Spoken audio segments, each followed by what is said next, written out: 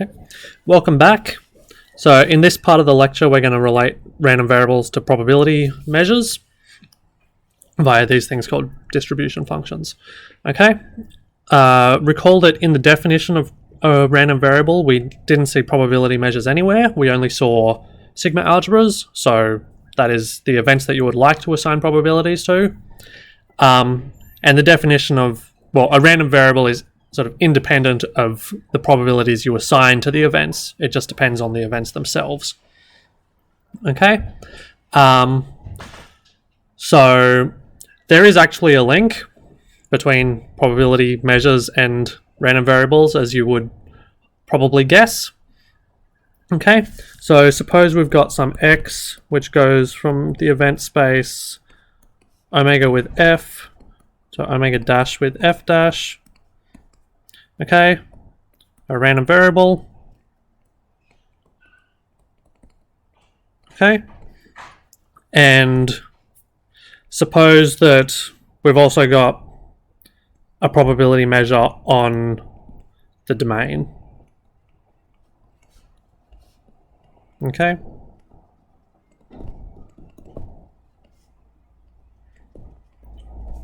And what I mean here is that, well, as this means that omega with f is an event space. So omega is a set of outcomes, f is a sigma algebra on omega, and p is a probability measure on f.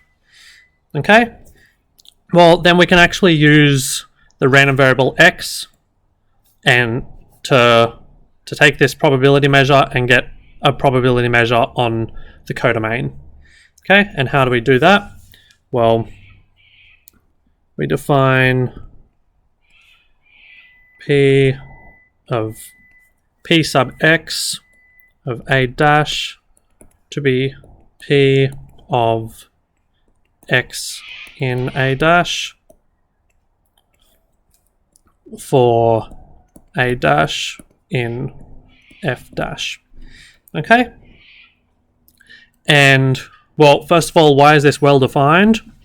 Well, a dash is in f dash, and x is a random variable. So by definition, that means that this set is in f.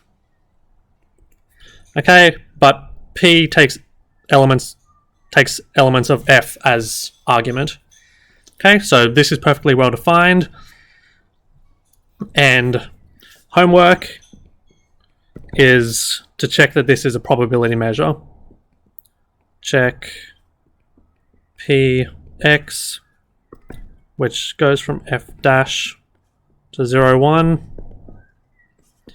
is a probability measure.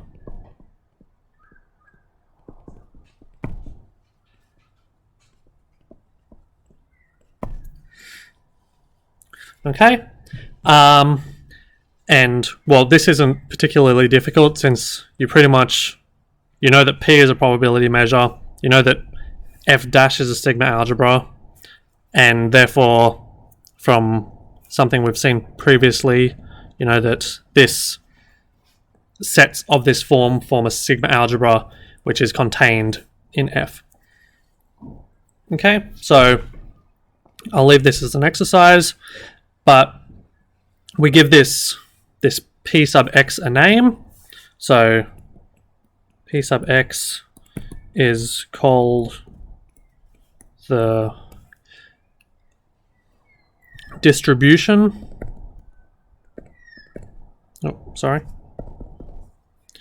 Distribution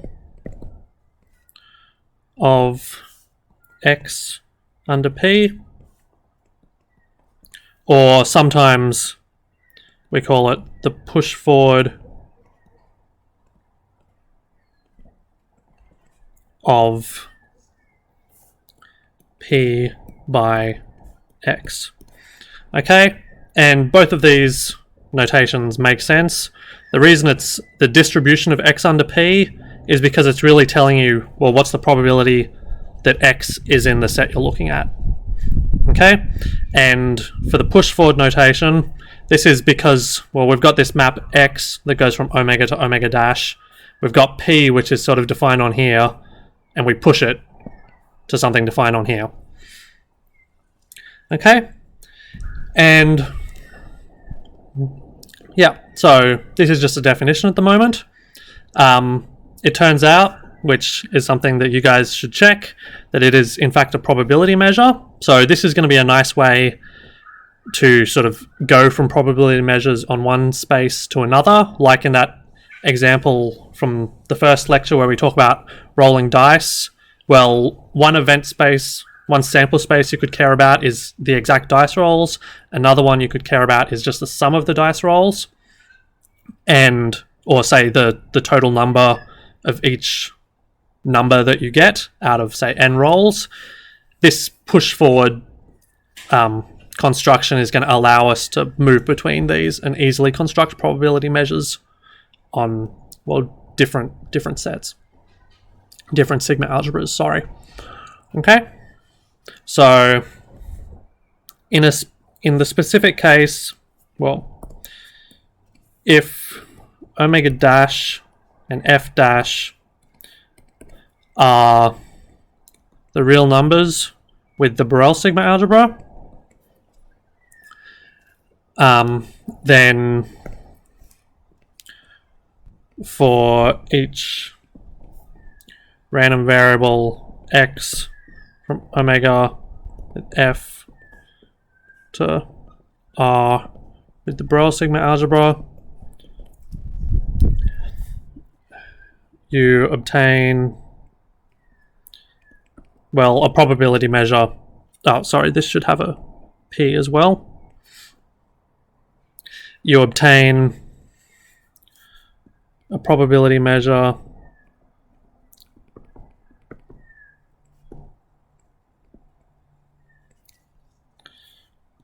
p sub x, which goes from the Borel sigma algebra to 0, 1.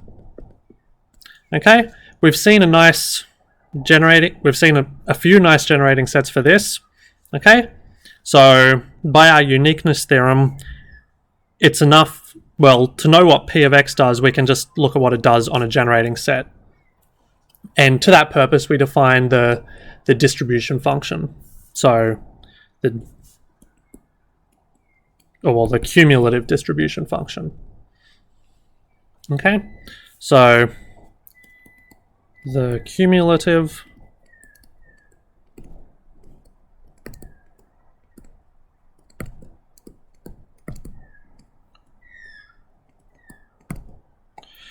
of a random variable x from omega f p to, note here that x doesn't really depend on p, but the cumulative distribution function will. Okay, to r with the Borel sigma algebra is, well, it's denoted by f of x typically, and it goes from r to 0, 1, and it takes c to the distribution of x with respect to p on this certain choice of generating set, depending on c. Okay. Yeah, so this is just a definition at the moment. But I can give you some examples. So let's say we've got R here, and we've got 1 here. I'll use some different colors. So you can have things that go like this, or you could have something which goes like this. Pretend this is at 0, and then you've got a hole here, a solid line up here. Oh, solid line up here. Okay, and lots of other options. You can have like that previous one. You can have a line, hole, line, hole, line. Okay, with the points. Okay. And the idea is that, well, what are some properties that we should expect a cumulative distribution function to have? Well, as C gets very large, this is telling you the probability that X is between negative infinity and positive infinity, which, given that we're not on the extended real line, that should be 1, okay? Which is communicating that the limit in this direction should tend to 1 of f of x. Similarly, the limit as C gets very small, or large and negative, depending on how you want to think about largeness or smallness, then f of x should tend to 0. And, well, we've got some sort of continuity thing on p of x because of, well, we've seen that the limit of, well, p of x of an increasing or decreasing union or intersection is continuous in some sense. So there's going to be some continuity property. Okay, and we can capture all these together in the following proposition.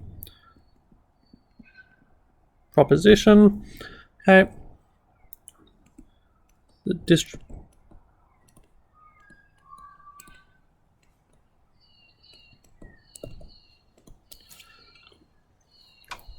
of random variables are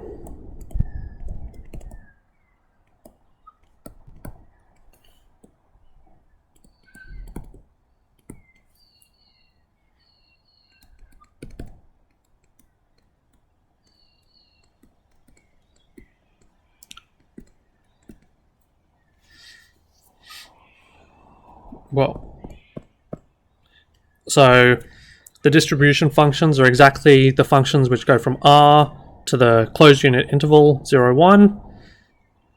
Note, this doesn't mean that 0 has to be in the image of f or 1 has to be in the image of f. Though they'll be in the closure of the they'll be in the closure of the image. Okay, such that, well, what are the properties that we've witnessed already? Well, f is non-decreasing. Okay, in other words, a less than or equal to b implies f of a less than or equal to fb. Okay, non-decreasing is 1. Right continuous.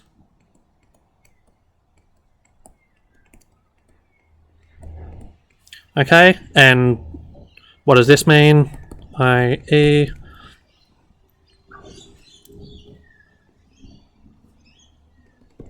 that the limit as, say, epsilon goes to 0 from above of f of x plus epsilon is f of x. Okay, and lastly, we need that the limit as x goes to negative infinity from above, well, we can only go from above, I suppose, of f of x is 0.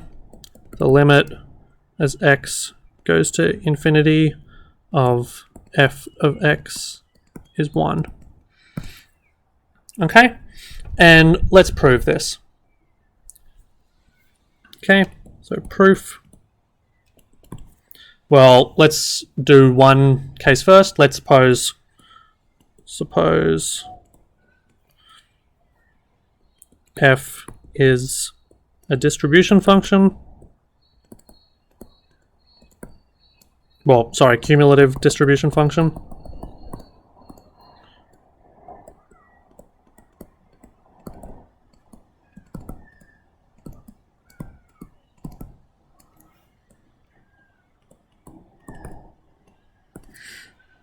Okay, well then let's say it's associated with a random variable.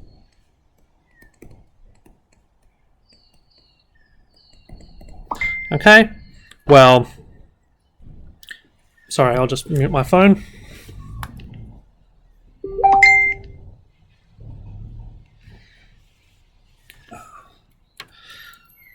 Yep, well then, oh, gosh, sorry about that.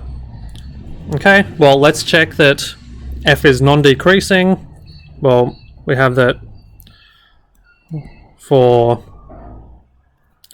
a less than or equal to b, we have that f of a is the probability that x is less than or equal to a, which is less than or equal to the probability that x is less than or equal to b, which is f of b. Okay, where this follows because x less than or equal to a is a subset of x less than or equal to b. They can be equal, but we're allowing equality here, so it doesn't really matter. Okay, so why does this keep happening? Well, that's the first property. Now let's check right continuity. Okay, right continuity.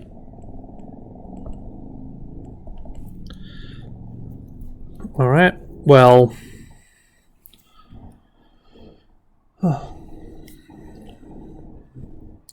suppose Cn converges downwards to C,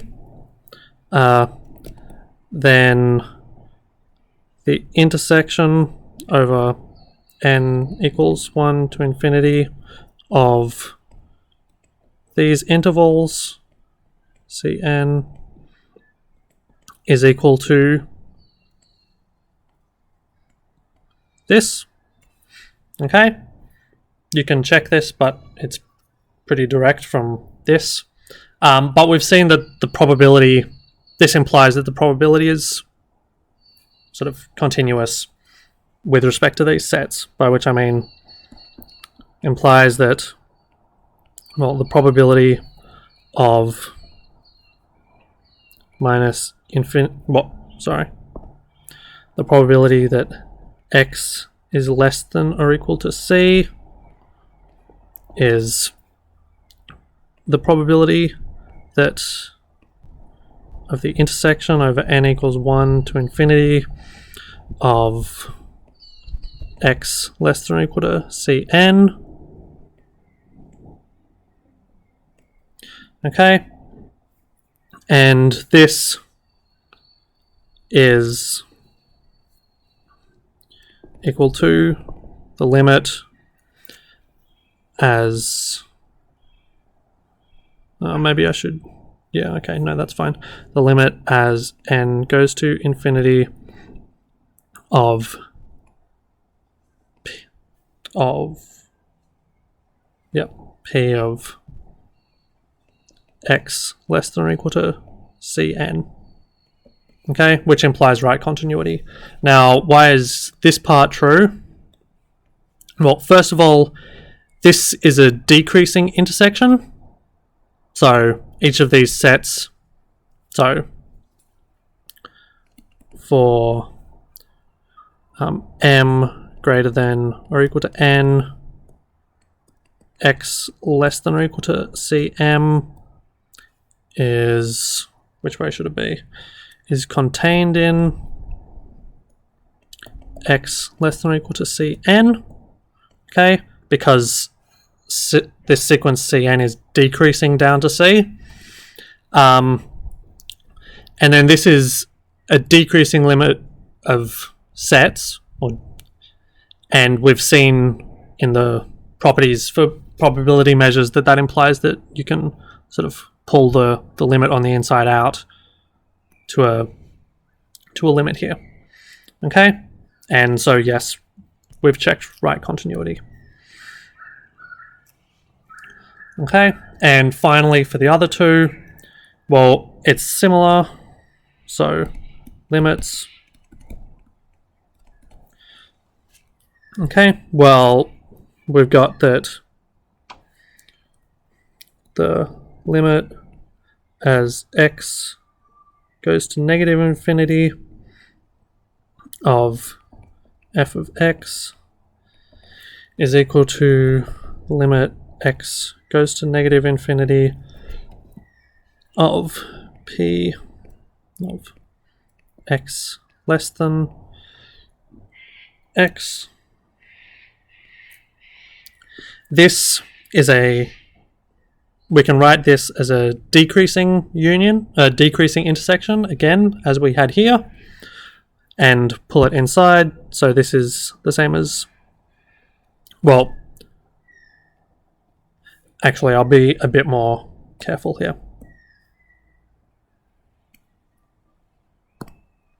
Okay, suppose xn converges downwards to negative infinity. Okay, well then what do we get? We get that the limit as n goes to infinity of f xn is, well, limit n goes to infinity of p x less than or equal to xn. Okay, now we can just reverse what we've done here, because this is a decreasing collection of sets. Pull the limit back inside as an intersection, a countable intersection. We get, this is the intersection over n equals 1 to infinity of x less than or equal to xn. Okay, but this set is empty.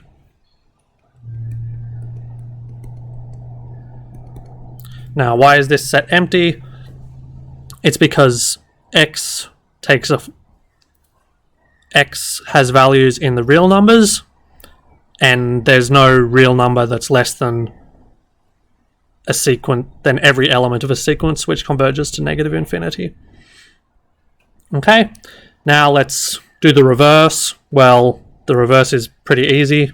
I'll just sort of mark what changes. We get an up arrow here, we get a union here, and we get an omega here. Sorry, I'll make that a bit less messy. And we get p omega here, which is equal to 1. Now, why is this true? Well, oh, and we get a plus infinity, of course.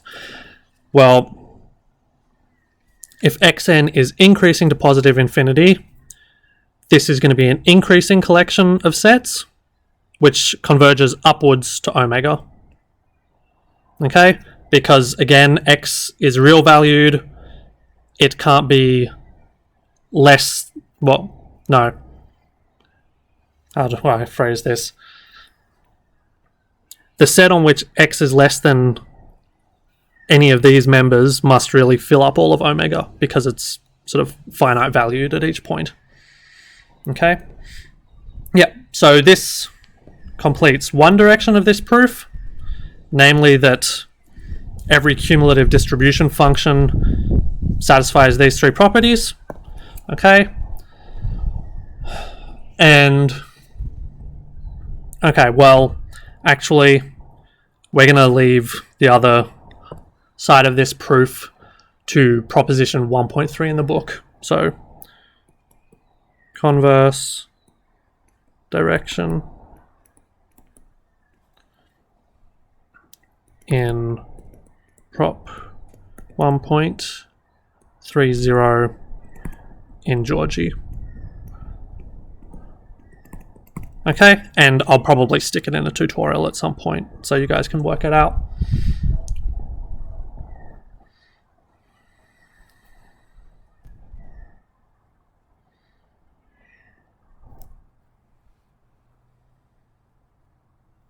Okay, so now we're going to compare probability we're going to compare probability density functions to probability distributions or cumulative distributions. Okay, so just to recall, a random variable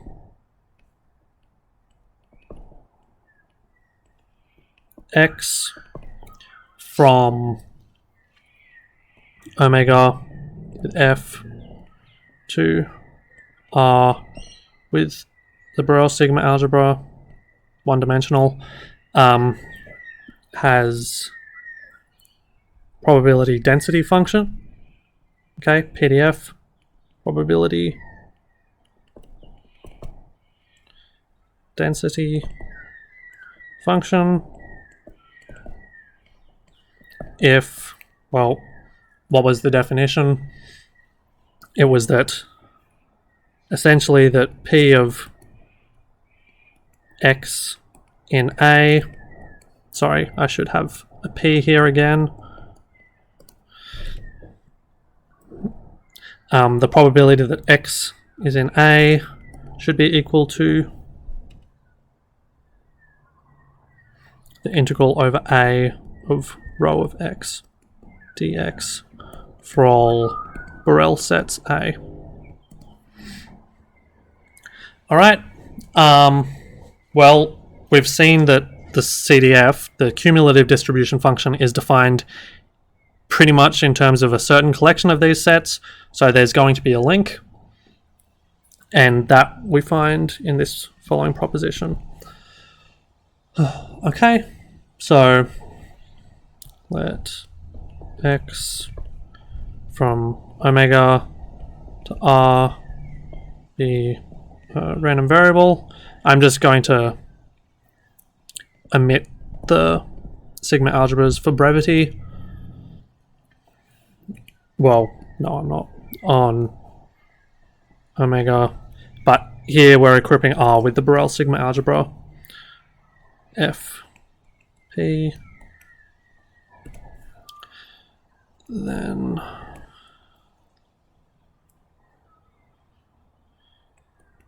P of x, which you can write as P of x inverse, but we don't really need to worry about that too much, has density rho from R to non-negative real numbers if and only if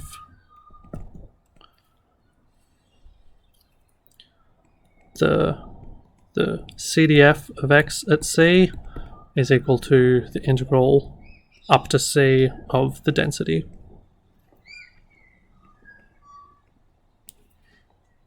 Okay.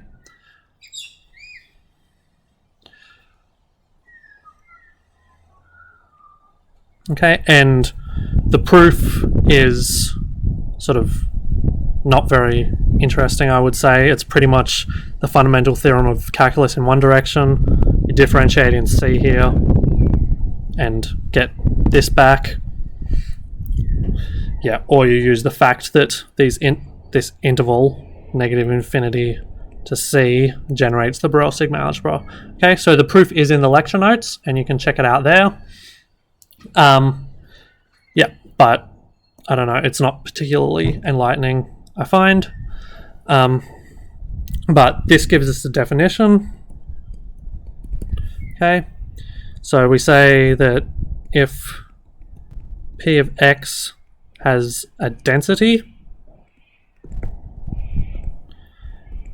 well, we say x is a continuous random variable.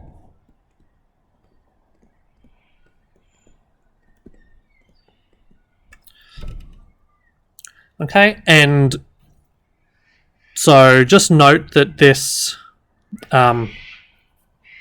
this notation is what we're using for this course. Other courses call something continuous, call a random variable continuous with sort of when different conditions are satisfied. Yeah. So note that we saw when I introduced densities in the in the second lecture, we saw some random variables that don't have densities. That can be true here as well. So this cumulative distribution function in general doesn't need to be continuous or even differentiable. It turns out if the cumulative distribution function is differentiable, then, well, its derivative is going to be the density, and therefore the random variable is going to be continuous in this sense. But you could also have random variables that are continuous in this sense, but their distribution function isn't differentiable, okay? And this is because, well, it's sort of hiding in the fact that we're secretly using the Lebesgue integral. Okay?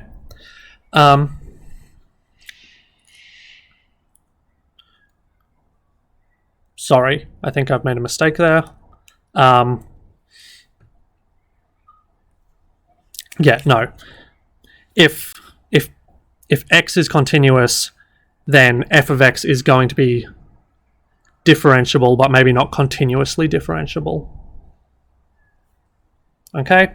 But in general, if x is not continuous, then the CDF need not even be continuous. For example, we saw that, well, if we look at the Dirac measure, which, just as a reminder, is equal to 1 if 0 is in A and 0 otherwise,